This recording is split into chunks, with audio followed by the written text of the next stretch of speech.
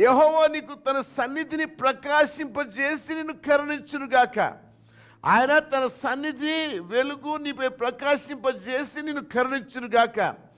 యెహోవా నీ మీద తన సన్నిధి కాంతి ఉదయింపజేసి నీకు సమాధానము కలుగజేయునుగాక. ఇది ఇశ్రాయేలీయులకు మోషేకు అహరోను నేర్పిస్తున్నాడు. ఇశ్రాయేలీయులకు మీరు ఎట్లా ఆశీర్వదించాలో అహరోను మోషేలకు దేవుడు నేర్పిస్తూ ఉన్నాడు.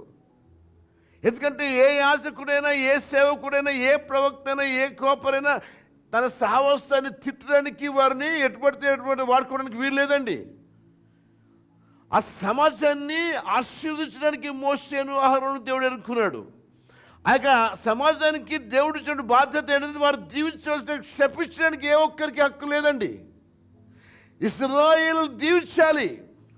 ఇశ్రాయేలు మీద మీ కనుదృష్టి యథార్థమైనదిగా, నమ్మకమైనదిగా, జాలిగలదిగా ఉండాలి.